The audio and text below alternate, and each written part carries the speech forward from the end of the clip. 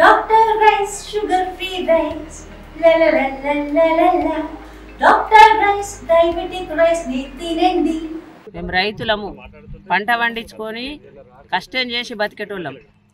సజ్జ పంట మంచిగా దిగుబడి వస్తాయి, బిగాన 1,00,000 రూపాయలు వస్తాయని ఒక్కొక్క కులము బిగినారా ఎకరన్నారా 2 ఎకరాలు మేము 2 ఎకరాలు పెట్టినాం. 2 ఎకరాలకు 2,00,000 రూపాయలు వస్తాయని ఆశతోటి 1,00,000 రూపాయలు ఖర్చు పెట్టినాం. ఎకరాన 50,000 రూపాయలు ఖర్చు పెట్టినాం. ఒక్కసారిగా పురుగు వస్తే 4 సార్లు పురుగు మందు కొట్టినాం.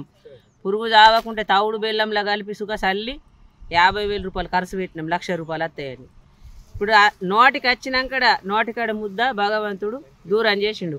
ఇది వర్షం పడి మమ్మల్ని నష్టం చేసిండు కాబట్టి ప్రభుత్వము మమ్మల్ని ఆదుకునాలా, గవర్నమెంట్ ఆదుకునాలా, రైతులని మాకు నష్టపరిహారం నింపాలా. దయచేసి నష్టపరిహారం నింపకపోతే మేము రైతులం బాగా నష్టమవుతాము.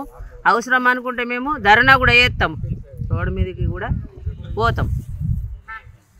మరి మేము ఒక దాదాపు మా గ్రామంలో 200 ఎకరాల సాగు చేసినటువంటి సజ్జ పంట ఈ కోత సమయంలో వచ్చినటువంటి అకాల వర్షం వల్ల చాలా నష్టపోయినాము.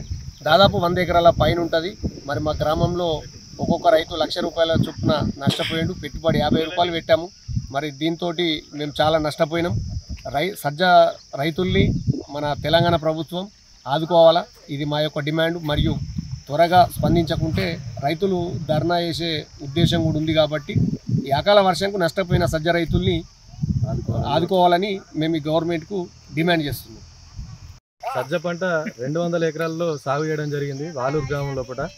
అట్లనే ఇక్కడ ఇప్పటి వరకు అయితే 100 ఎకరాల పంట నష్టపోయినాము. ఎందుకంటే అకాల వర్షం కారణంగా ఇవాళ సజ్జ పంట నష్టపోయినాం.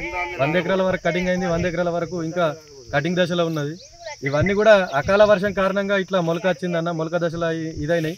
మొత్తము సజ్జ పంట నాశనం అయిపోయింది. దీనికోసం మేము తెలంగాణ గవర్నమెంట్ను డిమాండ్ చేసేది ఏంటంటే ఈ సజ్జ రైతుల్ని ఆదుకోవాలని కోరుకుంటున్నాం. దానికోసం తెలంగాణ గవర్నమెంట్ను డిమాండ్ చేస్తున్నాం.